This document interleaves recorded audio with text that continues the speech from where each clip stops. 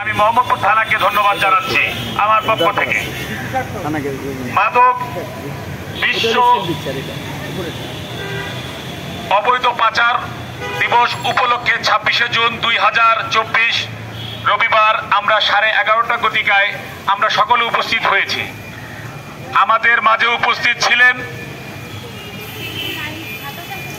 ওয়াজেদ মিয়া পাঠাগারের পরিচালনা পর্ষদের সাধারণ সম্পাদক নুরনবী ভোলা।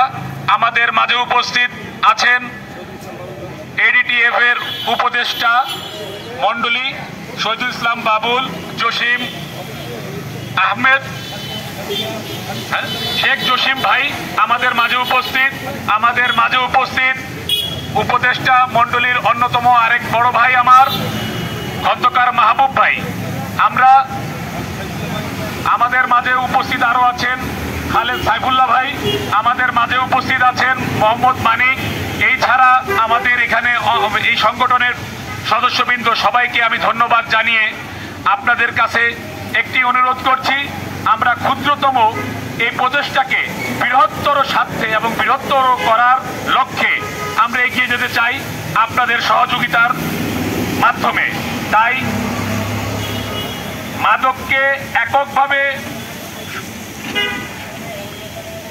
ধ্বংস করা কিংবা নির্মূল করা প্রধানমন্ত্রীর একক পক্ষে সম্ভব নয়।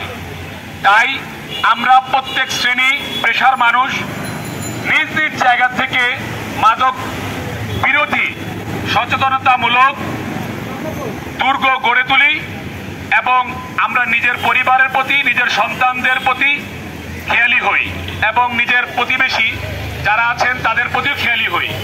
আপনারা মাদককে ঘৃণা করুন, মাদক যারা গ্রহণ করছেন তাদের নয়, তারাও আমাদের সমাজের একজন। তাই আমরা পুনর্বাসনে বিশ্বাস করি। মানুষ ভুল করতে পারে, মাদক আগ্রাসনে যেতে পারে, তাই নয় যে মানুষ খারাপ।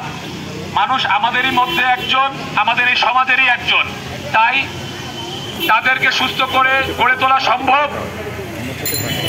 আমাদের এই দিবসে মাদক মুক্ত বিশ্ব চাই, তামাক মুক্ত সমাজ গড়ার লক্ষ্যে আমরা বদ্ধপরিকর।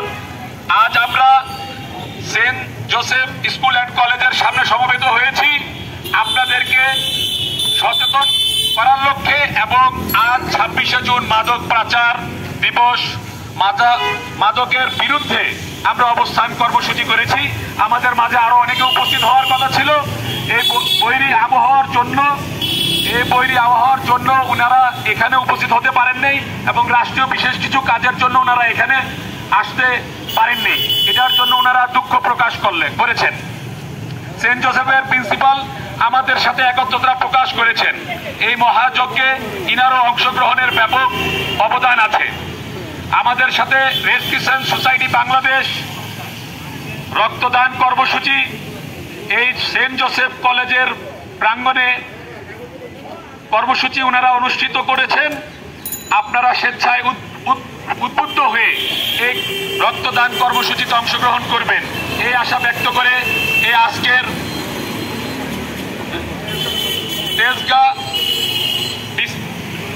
জোনের ডিসি মহোদয়কে আমরা ধন্যবাদ জানাচ্ছি আমাদের এবং সকল